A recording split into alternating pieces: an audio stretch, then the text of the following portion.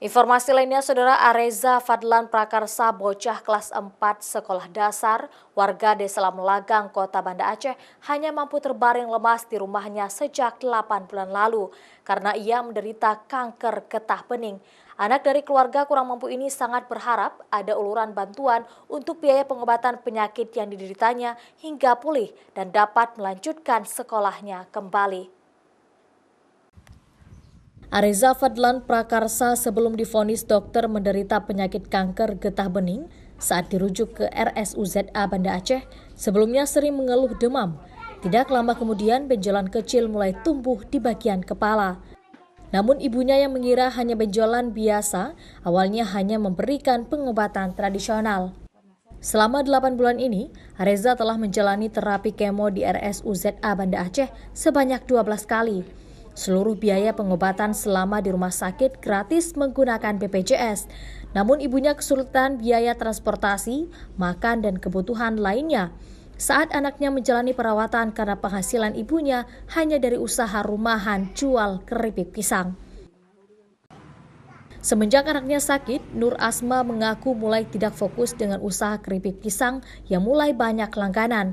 Karena banyak waktu dihabiskan untuk merawat anaknya, bahkan terkadang orderan keripik pisang harus ditolak lantaran harus menjaga anaknya beberapa hari di rumah sakit saat menjalani terapi.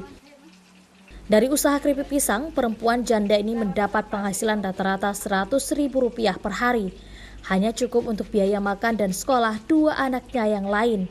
Belum lagi kebutuhan biaya untuk Areza yang juga dibawa berobat terapi secara tradisional.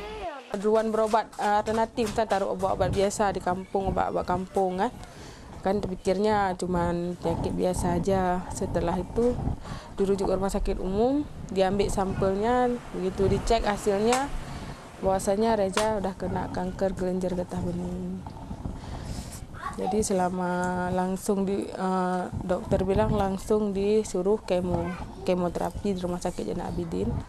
Langsung kami ke sana, langsung ngurus surat menyurat, langsung masuk ke ruang kemo. Sampai sekarang masih dalam perawatan kemo. Nur Asma sangat berharap ada pihak dermawan yang mau meringankan biaya untuk pengobatan penyakit yang diderita anaknya.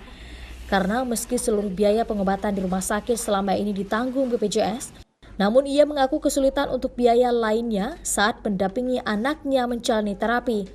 Karena ia tidak dapat lagi bekerja membuat keripik sebagai satu-satunya usaha untuk membiayai kebutuhan sehari-hari keluarganya.